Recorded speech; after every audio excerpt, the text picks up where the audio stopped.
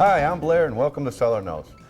Today is going to be a little bit different. We're going to talk about sake, and joining us today is Toshi Kojima from Sake Story. He is the Vice President of Marketing. He is also a certified sake advisor. Thank you very much for joining us today. Thank you for having me. First of all, sake, I believe, is a brewed product, but before we get into that, let's talk a little bit about your background. How did you get into the business of sake, and how have you come forward to where you are now? Certainly. Actually, my mother's side of the family, they live in some of the remote areas of mountainous areas of Japan, but they used to grow sake rice for the local breweries. Oh. So that's how I got accustomed into the industry, and I'd always been interested and fascinated with the sake brewing process and the spiritual beverage that sake is. So it's been in your family since you were young, growing up with it the whole time? It has. Okay, yes. Great. Tell us first of all, what exactly is sake? As you said, it's a brewed product. It's brewed with rice. Is it a special kind of rice? Is it, you also said some ceremonial value to it too. Could Certainly. You explain some of that to us? Sake, of course, has a history of about 2,000 years. It is a very spiritual drink. It's used for celebrations and special occasions. It's made from, you need quality rice, good water, clean water, and cold temperatures during the brewing season. Mm. And the sake rice is very different from the rice that you would eat in that it has a much bigger starch core or sugar core. And I would assume that since it has more starch, it's easier to convert into alcohol that way? Is that Yes. the reason you use the Yes. higher starch content? The higher starch content does make it easier for the yeast to start the fermentation process, and it allows for a little bit higher alcohol content as well. What is, does the alcohol content vary from sake to sake then? And does that affect, say, the classifications or the ranks on the sake? Generally speaking, sake's alcohol content is about 15 to 17%. Freshly squeezed, filtered, it starts at around 20% or 22%, but they would use the spring water to dilute it a little bit and bring down the alcohol content to about 15 to 17%. Mentioning the classification of sake, I understand in wine, the classification is determined by the actual fruit. So a Cabernet would be a Cabernet, a Semillon would be a Semillon. Right. In sake, what determines the ranking or classification is what's called the polish rate of the rice. So if you look at a grain of rice, a single grain of rice, you see a sugar core in the middle. And again, in order for fermentation to occur, the yeast needs to get access to that sugar core. But because the surrounding crust of the rice is very hard, it's difficult for the yeast to get access to that sugar core. So what the brewmasters do is they polish off a certain percentage of the surrounding crust. The more they polish off, the higher the grade of sake becomes. It's a lot of times it's very much a supply and demand. The more you polish off, the less rice you have. Less rice, the less sake you're able to make, and hence the price will go up, and hence it becomes a higher grade sake. I see. We got into that just a little bit, but now that we're there, let's talk about how it's made from beginning to end. Obviously, it's a brewed product, so you need water, you need yeast, you need your starches to convert to alcohol. Yes. And how does that work from beginning to end and even finishing in barrels? Certainly. In sake making, again, you need good rice, which is steamed. And then first of all, it's polished, as I mentioned. And then it's steamed, washed and steamed. And after the steaming process, it's taken into a room called the koji room. And the koji room is a cedar room. The wall is surrounding cedar. It's heated. It's a temperature-controlled room. And it's a room where it allows for the yeast to get better access to the sugar core of the rice. And what they do is, in sake making, they use two microorganisms. There's a yeast, as in beer and wine making, and there's also another microorganism called koji.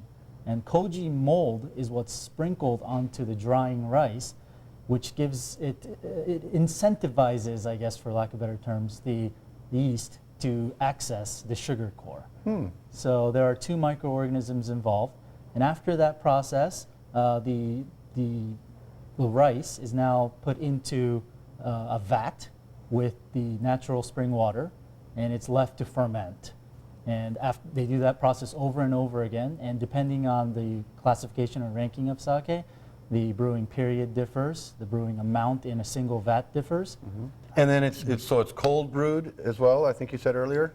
There's Yes. no heat involved? There is no heat involved, Okay. except there's one particular brewing method called the Yamahai style, where they will speed up the brewing process. And oftentimes the rice mash is temperature controlled by the brewmaster, so that they can either speed up or slow down the brewing, the fermentation process. Okay. And I assume that once you hit that point, you've got your mash and your fermented sake. Then does it go through a clarification or a Filtration. Thank you. Certainly. A filtration process, and then maybe some kind of aging afterwards? Yes, that's a great question. All sake, majority of the sakes in the industry do go through filtration process. Now there are some exceptions, especially here in the U.S. market. What's called the nigori sake, or unfiltered sake, is very popular. It's the cloudy sake, as many people know by. And those are unfiltered. And essentially the cloudy stuff that you see in there, in the bottle, is lees of the rice that did not get filtered out. As for the filtered sakes, once they're filtered, the higher quality sakes are usually tank aged. In order for it to be called officially an aged sake, it needs to be aged for at least 3 years. Wow. But a lot of times, breweries will tank age it for 2 years, or maybe up to 3 years, and not call it an aged sake, and allow the sake to be less intense. Allow it to mellow down a little bit, and then bottle it and sell it into the market. We touched on some of the different classifications earlier.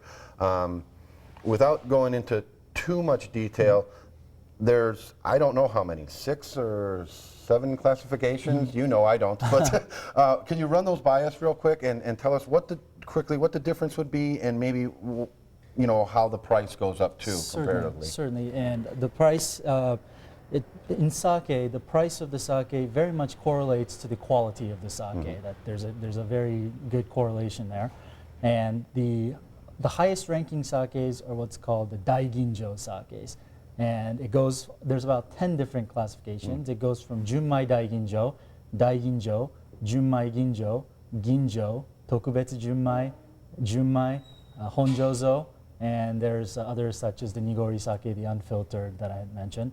In terms of pricing, the Daiginjo sakes could retail at anywhere between $45 to $55.